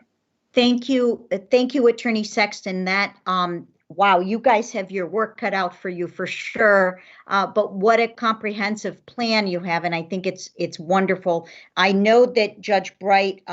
I guess Judge Bright is now on, as is Judge Moll, and typically I would defer to them to add anything. I certainly will give them that opportunity. I note only that we have 11 minutes, and I definitely want to get a report from the next committee that Krista Hess chairs, also an update from Judge Bizzuto. But I would, if there's anything that Judge Moll or Judge Bright wish to add to your comments, Attorney Sexton, which were incredibly comprehensive, very, very helpful, and very exciting as well. And you have, two appellate jurists on your work group, so you to comment, you definitely have the power there behind you for sure, including the Chief Judge for the appellate court. But let me ask Judge Moll or Judge Bright, anything you wish to add before I turn it over to the next group? Nothing for me. This is Judge Moll. I have nothing to add substantively. I just want to thank Jay publicly, though, for the energy and the high-level thinking that he's brought to our working group with respect to the issues that he just described. But I have nothing to add substantively. Thank you.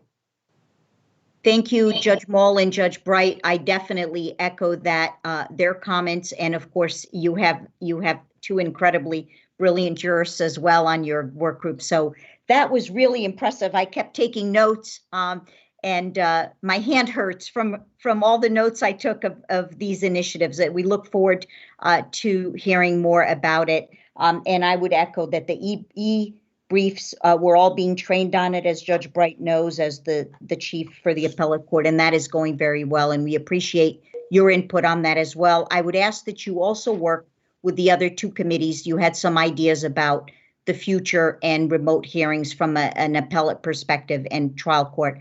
I ask that you consult with them as well. Thank you so much.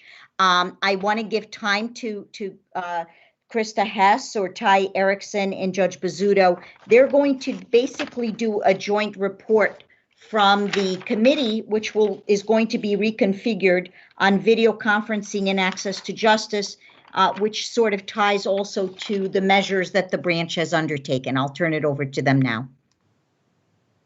Judge Bizzuto, do you want to start, or what do you want to do? Krista, you could go through it. Okay. All right. So I will be very brief. We have another meeting at 4, so I do have to hop off, so I'll be extremely brief. With respect to the video conferencing work group, as Attorney Sexton alluded to in the beginning of this meeting, we are going to reconfigure that.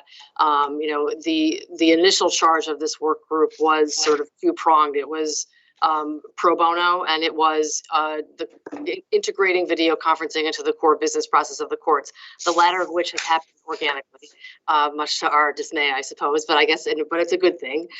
So really sort of, focusing now on the pro bono piece, and I would maintain that the scope of this group, whether we're going to call it, a remote access and access to justice, which I tend to favor over a digital divide, and access to justice kind of because it has a more negative connotation. So I like the sort of remote access and access to justice. I would hold that the work of this group will bleed into nearly every other working group under the commission. Pro bono, whether it's lawyers and libraries, our volunteer attorney programs, whether it's the modest and moderate means, whether it's the libraries and access to justice, the technology piece of what we're doing touches every single, whether it's the core business process or whether it's pro bono, whatever it is. So my vision, and this is certainly something that I will talk more about, and my co-chair Lucio DeLuca should run the world. He's not here today, but we'll talk about it more with Judge Bizzuto and with Ty as well.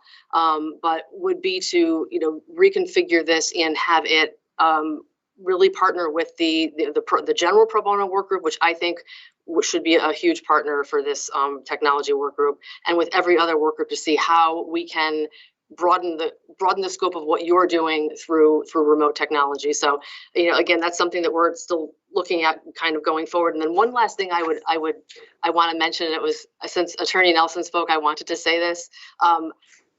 And Judge Bizzuto said it perfectly. We can't please everyone, so everything that we're all doing is great in a vacuum, but it can be an adverse thing to someone depending on their individual circumstances. So I would maintain that it's not more access to justice, it's meaningful access to justice, and that's going to mean something different for everybody. For some people, they don't want to leave the house. They want to do their hearing from their house because their baby's sleeping or their elderly mother is in the other room. For other folks, they need to get out of the house for various reasons. So the meaningful access to justice piece for me is what we're all doing, and we all have a small component of it, which is why I think the collaborative nature of this is so important. So I will just leave it at that and turn it over to Judge Bizzuto.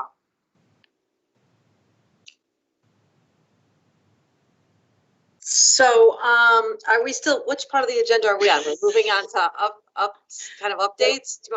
Yes. We are on the, so as I understand it, we are on the update from the branch because as we pointed out, the prior work group, the work group on video conferencing in ATJC has really met all its objectives because we're working virtually almost in every aspect. So we're now going to move post-COVID and readjust the objectives of that work group. And as Krista mentioned, rename it going forward. And Judge Bizzuto, if you can either add to that or also just give a brief update. What I had you down for is a brief update on the efforts the judicial branch has undertaken. Sure. Let me ask though first, is Lucio on the line? No, not.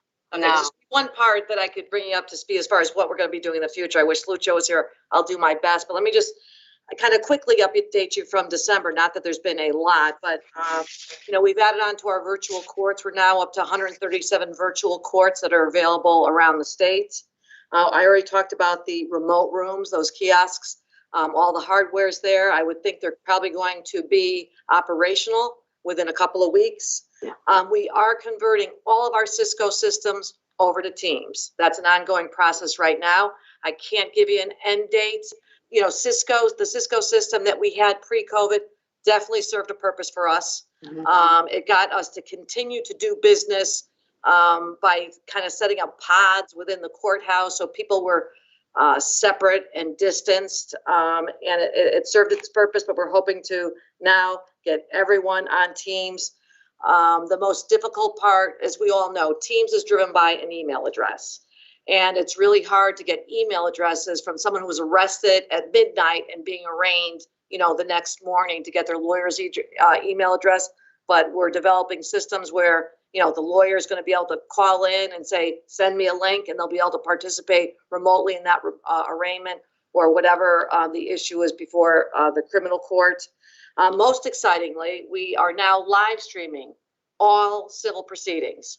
So you can go on the Judicial Branch website, on the main page, look at the left-hand corner, you'll see live streaming civil and housing. Click on it, and you could watch any and all of our civil proceedings that are happening every day. They're being live streamed instantaneously, real time. And, you know, I just think with what the branch is always, you know, criticized for, and with the lack of confidence and trust in the justice system, to now have at least civil up and running for anyone from the privacy of their home to click on all day long and watch judges and litigants and lawyers in action conducting the proceedings. I think it's going to be a big boost to not only being open and transparent, but might restore some confidence in the judiciary being able to see everything live in real time. More long term, and this is why I wish Lucio was here. You know, as I said, Teams is driven by an email address, and it's much easier to get email addresses from lawyers who practice constantly. You know, we have their addresses, we send them out the link to the proceeding. But for those self-reps or who aren't in court that often, you know, we first have to reach out to them. Send us your email address if you have one. And we have to wait for it to get that back and then send out another invitation. So it's very labor intensive. But what IT is currently working on is having a portal. So instead of waiting for an address back from an email address back from that litigant, we send out a JDNO with a portal. And that portal is, for lack of a better word, the gateway or the doorway into the remote proceeding. So they go into that portal and then will be given the access into whatever the remote proceeding is. So that's in the works. Hopefully that's going to be up and running in the near future. It's a major project.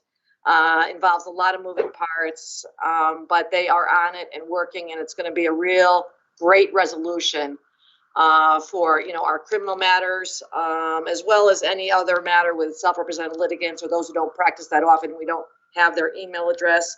I think that kind of quickly brings us up to speed. I don't know if Ty or Krista, before we run off onto our next meeting, you have anything more to add that I may have missed? No, just one item, ODR for small claims that we launched a couple months ago. We're expecting a really good, successful turnout on that. Allows people to participate remotely with mediators to help settle cases. Yeah, it's in 3 locations now, correct? 3 pilot locations, Hartford, Bridgeport, and New Britain. So we'll expand, but excited about that. Great. Thank you. I want to thank Judge Bizzuto and Ty Erickson and Krista Hess for giving us your very quick report. And at the next meeting, I assure you we'll leave you more time so that you can give us greater updates on all of these initiatives, which really promote access to justice. I'm very excited to hear about the small claims. I know it's 4 o'clock. If you'll just bear with me, all I need is 2 more minutes of your time. I will make my report, which is agenda item 5, very quick.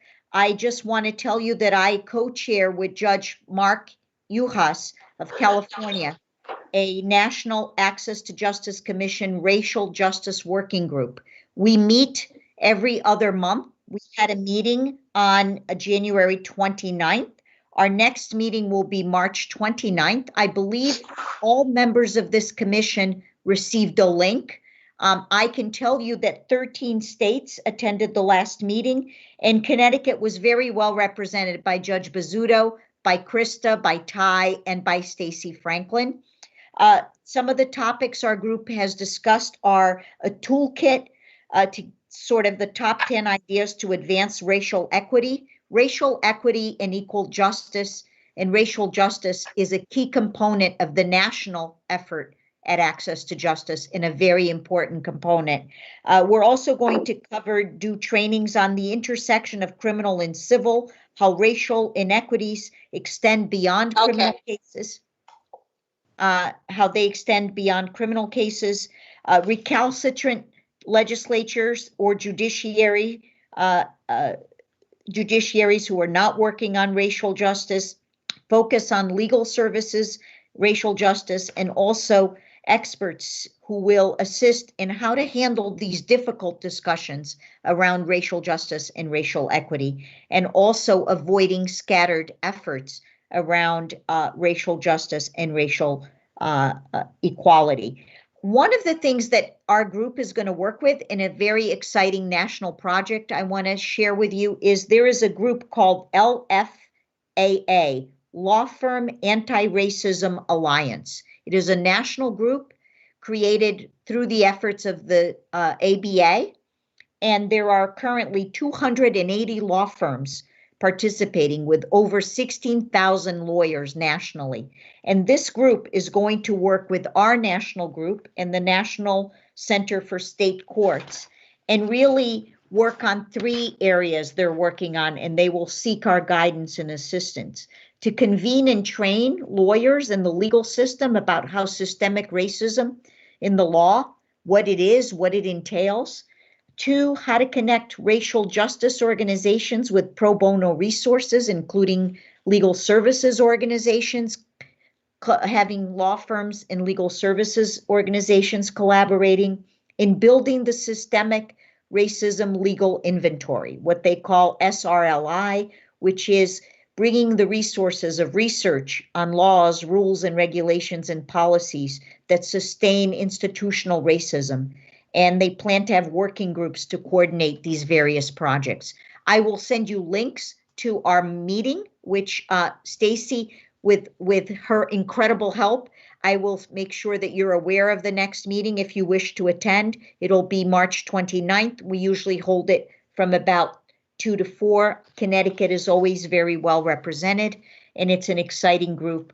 And I do remind everyone that one of the focus of the National Access to Justice organizations is to work on racial equity and racial justice. And I wanted to point that out. I know I'm 4 minutes past. I like to end right at 4. I apologize, but you can see our work groups are doing tremendous work, and I don't want to cut them off because I want to hear their ideas and have them share with the other work groups. Stacy has done an incredible job, and she has the next meeting date for you. And again, a huge shout out to Stacy Franklin, who has a whole job as a manager in our judicial branch, but without her, these meetings would not be possible. And I can't thank you enough, Stacy, for doing this. I'm going to turn the meeting over to you before we end. Thank you so much, Justice Khan. This will be extremely brief. The next Access to Justice meeting will be on July 13th, 2021 from 2 o'clock to 4 o'clock. So again, that's July 13th from 2 to 4. And this will be included in an email that will be sent subsequently to remind you with the meeting invite. Thank you. Thank you again, Stacy. Thank you everyone for attending our meeting and for your great work on these work groups. We look forward to hearing from you at our next quarterly meeting. Please do not hesitate to reach out to Stacy and myself if you need any assistance coordinating, getting you in touch with the other groups and resources. Thank you. I can't thank you enough for your time and your work. Thanks, Maria. Thank you. Bye-bye. Have a wonderful